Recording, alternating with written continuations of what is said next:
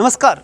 Supreme court ने बहुत ही महत्वपूर्ण फैसला देते हुए राज्यपाल की शक्तियों को सीमित किया है और वो सीमाएं इस प्रकार से प्रभावित हुई कि जितनी भी संवैधानिक पुस्तकें हैं, जितनी भी संवैधानिक व्यवस्था है, जितना ही प्रशासन है, जितने ही केंद्र राज्य संबंधों के बारे में आज तक लोगों की जानकारी थी, वो सब परिवर्तित हो जाएगी और बड़ा प्रभाव राजनीतिक रूप से भी पड़ेगा और प्रशासनिक रूप से भी पड़ेगा। अब सबसे पहले समझ लेते हैं कि सुप्रीम कोर्ट ने क्या फैसला दिया। तो सुप्रीम कोर्ट के दो प्रमुख जज, जस्टिस पारदीवाला और जस्टिस महादेवन, इन दोनों ने तमिलनाडु के राज्यपाल RN रवि के द्वारा जो काफ़ी समय से लंबित जो विधानसभा के 10 विधेयक थे, टोटल विधेयक थे 10, और वो 10 विधेयक जो है विधानसभा ने राज्यपाल के पास भेज रखे थे, तो राज्यपाल के पास वो इकट्ठे हो गए थे। वो उन 10 विधेयकों को काफ़ी लंबे समय से रोकने से सरकार चली गई कोर्ट, और कोर्ट ने फैसला दिया कि राज्यपाल के पास विवेकाधिकार शक्ति नहीं होती है, पॉकेट वीटो की विवेकाधिकार शक्ति नहीं होती। मतलब पॉकेट वीटो के रूप में आप जो है एक वीटो काम में नहीं ले सकते। तो अब प्रश्न आता है कि पॉकेट वीटो क्या है। पॉकेट वीटो का मतलब है कि आर्टिकल 200 ये कहता है कि विधानसभा में से कोई विधेयक अगर पारित होता है तो वो राज्यपाल के पास जाता है। राज्यपाल चाहे उतने समय तक अपने पास रख सकता है, उसमें कोई सीमा तय नहीं थी कि कितनी समय तक राज्यपाल अपने पास रख कर फिर साइन करेगा, ऐसा कहीं सीमा उसके अंदर आर्टिकल 200 में लिखी हुई नहीं है। तो इसका गलत उपयोग करते हुए काफ़ी लंबे समय से 2020 से लेकर के 2023 तक, यानी लगभग 3 साल तक विधेयकों को लटकाए रखा। ठीक है, तो ऐसी स्थिति के अंदर ये साफ साफ कोर्ट के सामने आया कि ऐसे में राज्यपाल जो है वो विधायिका के पावर का एक तरह से नुकसान कर रहा है, या ऐसा कह सकते हैं कि जब जनता ने प्रतिनिधि चुन करके विधानसभा में भेजे तो जनता के प्रतिनिधि थे, उन विधानसभा के लोगों ने क्या बनाया, कानून।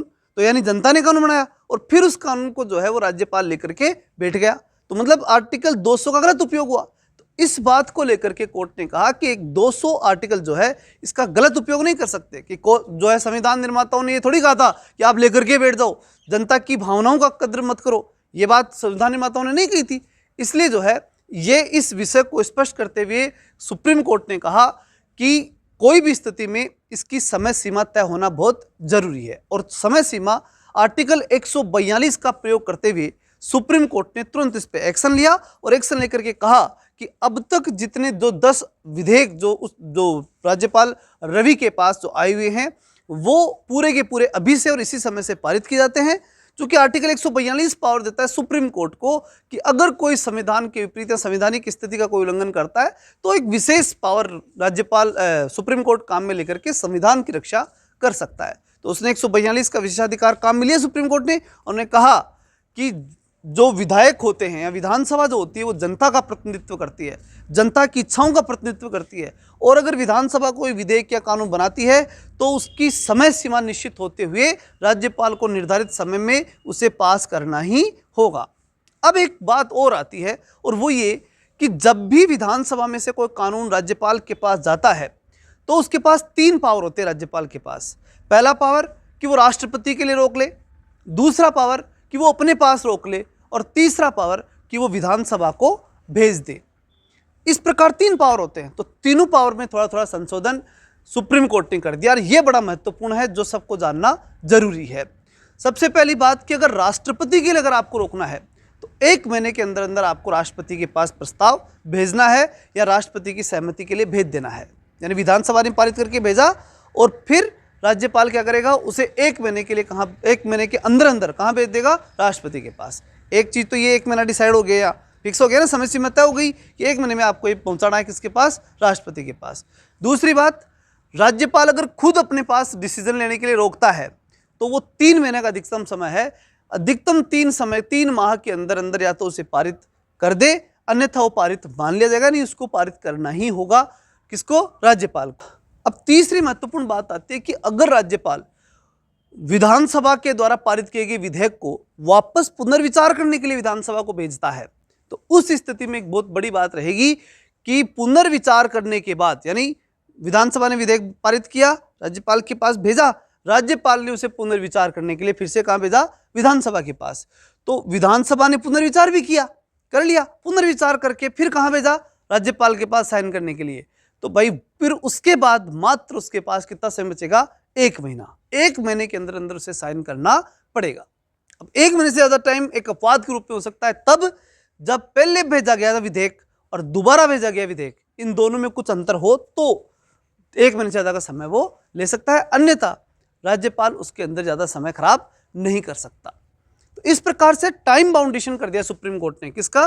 राज्यपाल का, कि आप निर्धारित समय में डिसीजन लेना ही पड़ेगा। आप ऐसे नहीं पेंडिंग पढ़ के रखेंगे, अपने पास पड़े रहेगा, ठीक है, क्योंकि पॉकेट वीटो का अधिकार नहीं है। ये बहुत बड़ी लैंडमार्क लाइन खींची है सुप्रीम कोर्ट ने कि राज्यपाल के पास पॉकेट वीटो का अधिकार नहीं है।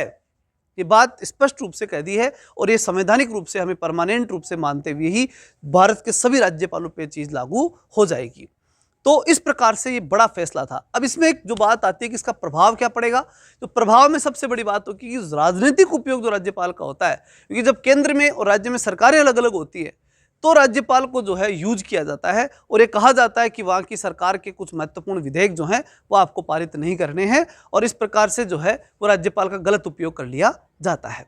अब इस गलत उपयोग को रोकने के लिए सुप्रीम कोर्ट ने बड़ा कदम उठाया और इसलिए बहुत अच्छी बात है कि भविष्य में चाहे सरकार कोई भी हो, ये इस प्रकार का गलत उपयोग नहीं होगा। चाहे वो सरकार कोई भी हो सकती है, सरकारें सब आती है और सभी इसे एक ही प्रकार का एक्शन करती हैं, सब अपने हित में काम करती है, चाहे वो बीजेपी हो, चाहे कांग्रेस हो, चाहे XYZ कोई भी सरकारें हो, वो पॉलिटिकली ऐसा गेम खेलती हैं और ये गेम अब नहीं खेल पाएंगे, ये सुप्रीम कोर्ट ने तय कर दिया है। क्योंकि जनता की इच्छा महत्वपूर्ण है, क्योंकि जनता ने किसको बनाया? विधायक को, और विधायक कानून बनाता है तो वो किसकी इच्छा का बनाता है? जनता की इच्छा का बनाता है। तो इस प्रकार से कंप्लीटली विधानसभा के विधेयक का सम्मान करना ही पड़ेगा, किसको? राज्यपाल को।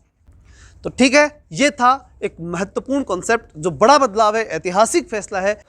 इसी प्रकार की कुछ महत्वपूर्ण जानकारियां नियमित रूप से हमारे चैनल के माध्यम से दी जाती हैं। अगर आपको पूरी सूचना और पूरा वीडियो अच्छा लगा हो तो इसे लाइक करें, चैनल को सब्सक्राइब करें और अधिक से अधिक दोस्तों के पास शेयर करें। चलिए मिलते हैं नेक्स्ट वीडियो में, तब तक के लिए जय हिंद, जय भारत।